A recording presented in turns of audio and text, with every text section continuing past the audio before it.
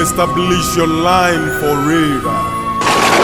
Your throne fell through all generations.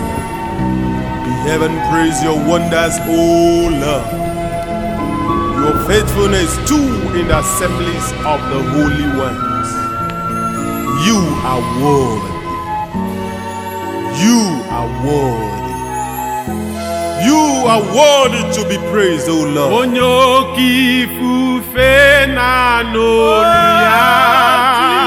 Jesus.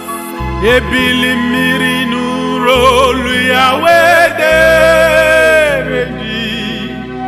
Ụmụnnụnụ nke igwe na-eto gị nna m, ha na-asị nsọ ka Jehova m dị.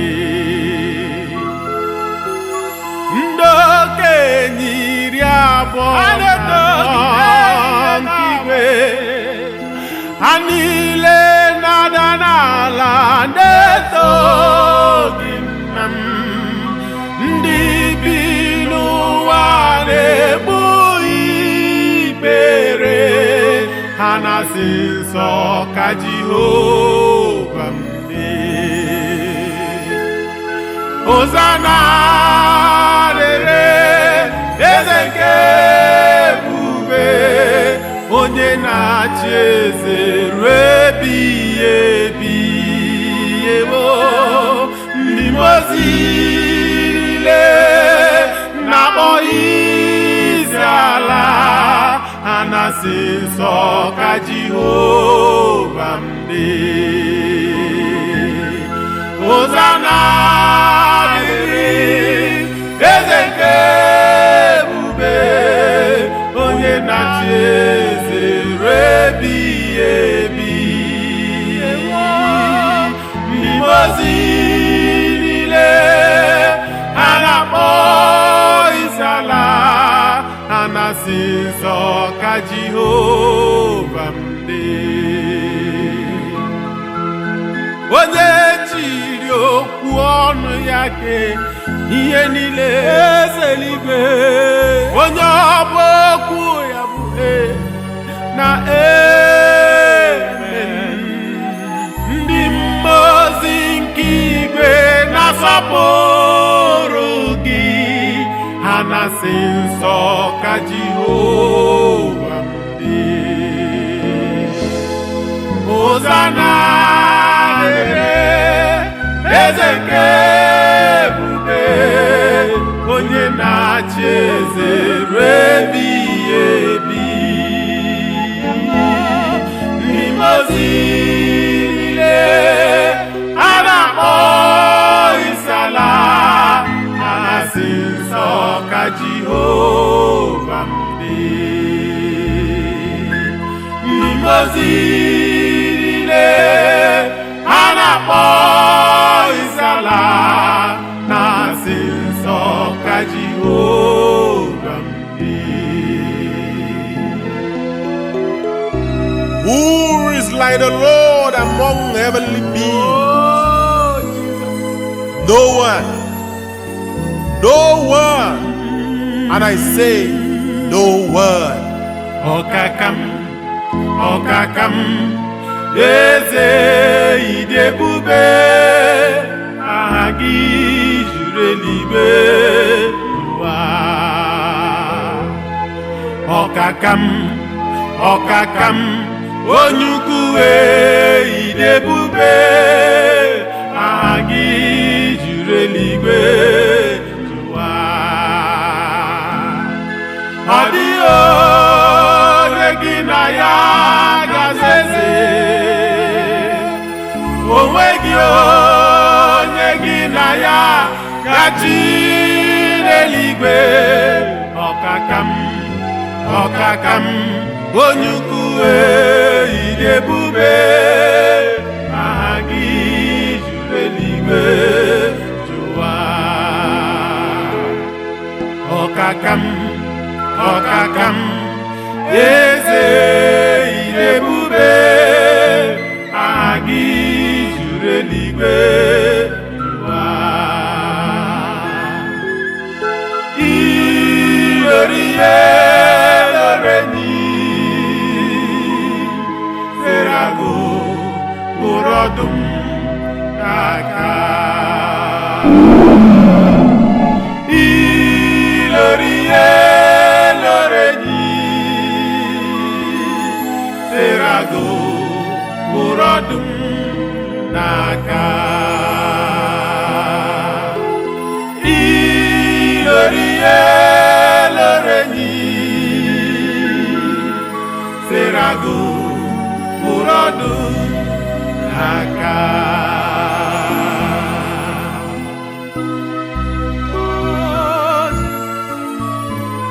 Ọ dị onye dị ka gị eze n'eluigwe na n'elu ụwa. Aha gị dị ike Jehova.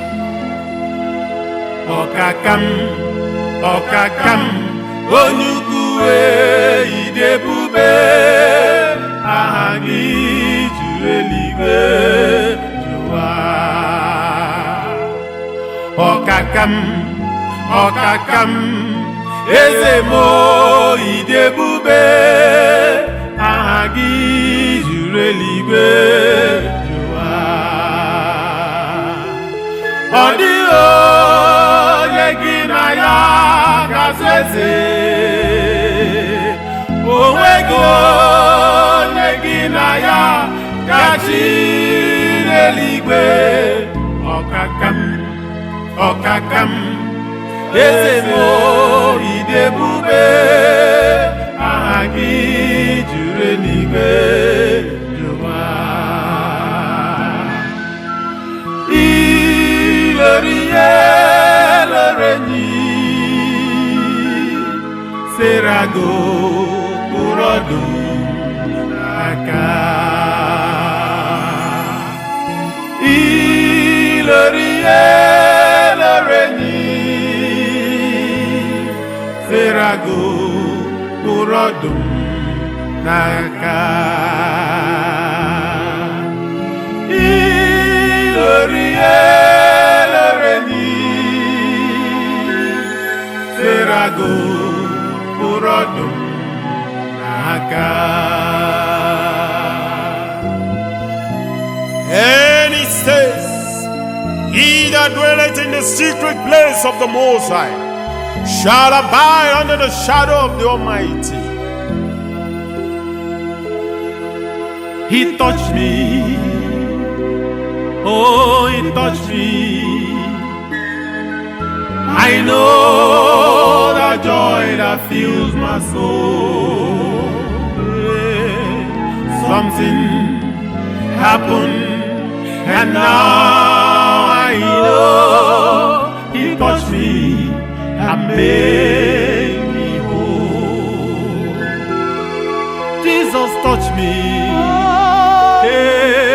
He touched me. Oh, I know that joy that fills my soul. Something happened, and now I know he touched me and made me whole. Something happened, and now I know he touched me and made me whole. Something happened, and now I know he touched me and made me whole.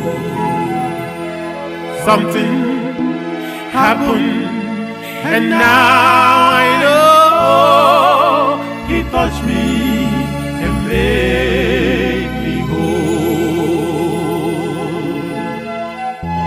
For my Bible says, if the Son of Man shall set you free, you are free indeed. Hallelujah.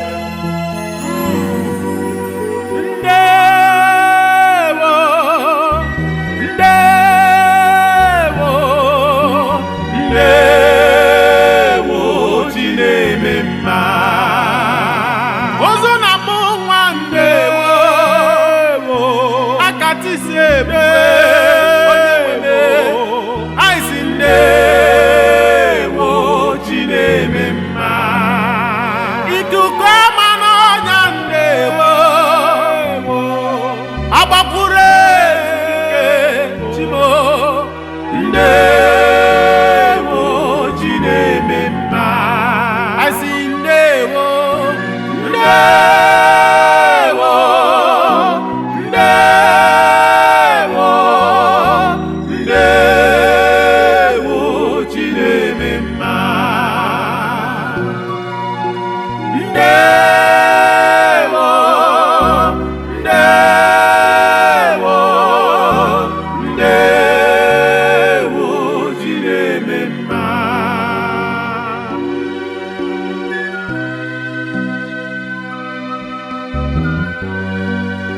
anyị na-ekele gị Chineke ị kwesịrị otuto ị gaa n'ụlọ ọgwụ dị iche iche onye nwe ụfọdụ na-ebe akwa ọtụtụ nwụrụ anwụ ọtụtụ enwezikwa olileanya anyị ndị ahụ dị ndụ ma zuo oke ọ bụ anyị ka ha mma time ndewo ji na-eme mma agada ebe anyị na-azụ ahịa ebe anyị na-arụ ọrụ ọtụtụ dị ka jụrụ ha ajụ anyị na-eriju afọ onye nwe m ndị ahụ dịrị otu anyị ọ bụ anyị ka ha mma chime ndewo ji na-eme mma dadi ndewo ndewo ndewo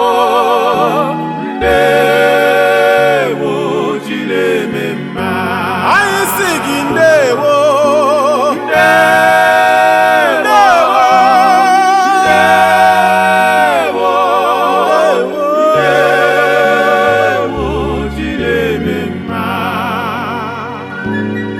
with my Savior ever near to guide me. I am safe forever may guide me.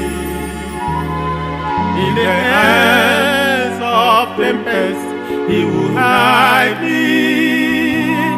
In the hollow of His hand, in the hollow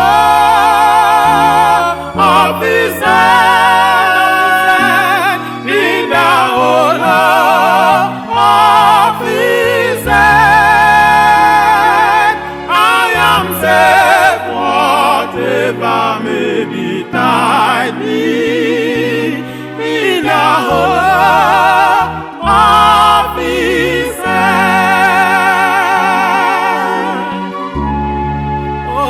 Oh, Jesus. Oh, I'm saved by your grace. Oh, you're my keeper,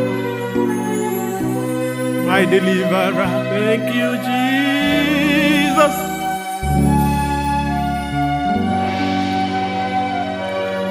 In His hand of love, He doth enfold me.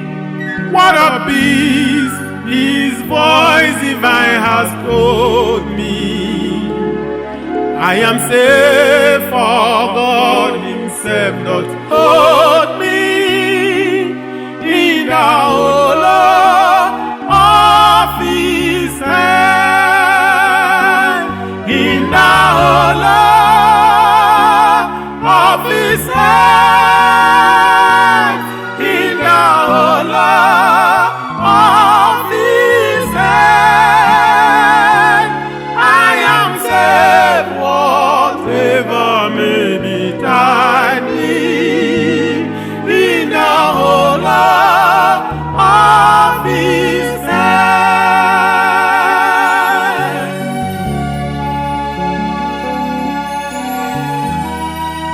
Your name alone is worthy to be praised.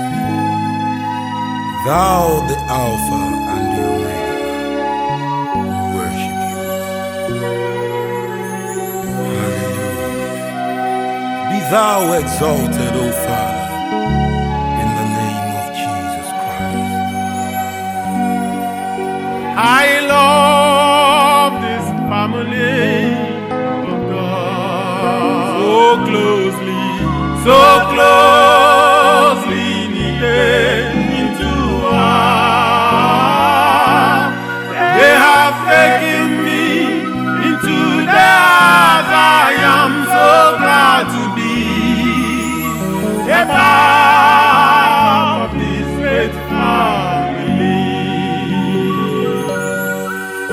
I love this family of God, so closely knitted into one.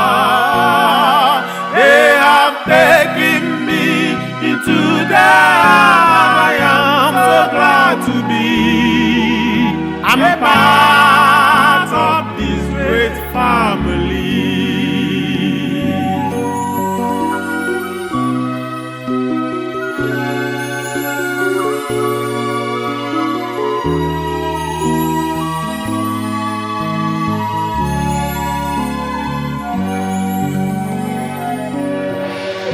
I love this family of God, so closely knitted into one.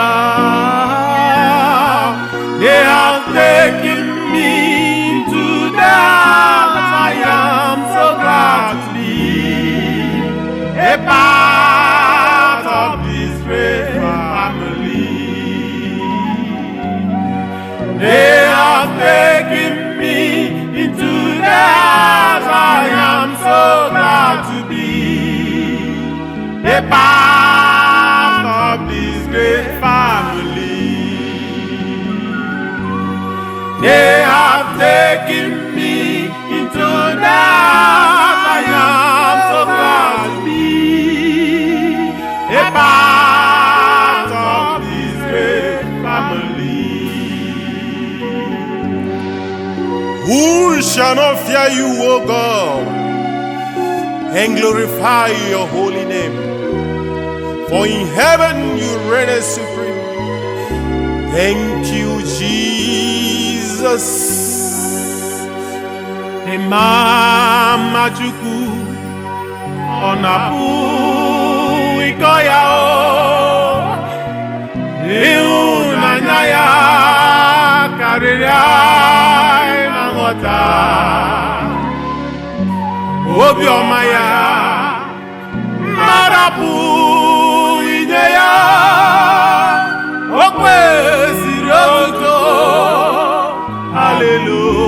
Haleluya. Asị m Mama Chukwu ọ na-apụ ịkọ ya, ịhụnanya ya karịrị anyị na nghọta,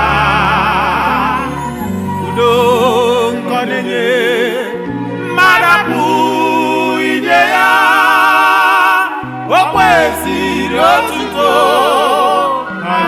Haleluya. Ọ na-apụta ụmụala pete,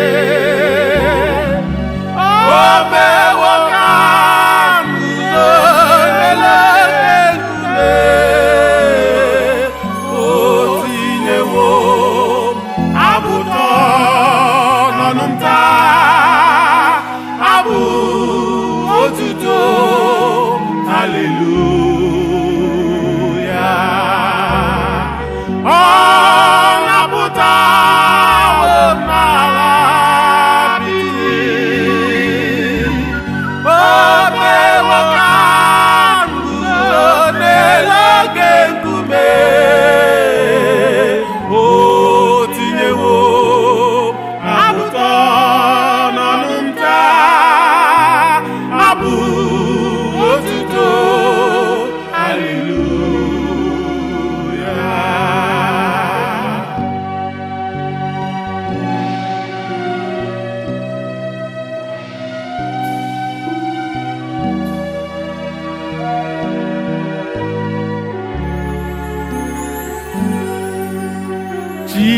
Chineke nke igwe ịdị ebube, lekele ụwa n'igwe na-egosi ịdị mma gị. Chineke nke igwe ịdị ebube, nara ekele m eze. Chineke nke igwe ịdị ebube, lekele ụwa n'eluigwe na-egosi ịdị mma. Chineke nke igwe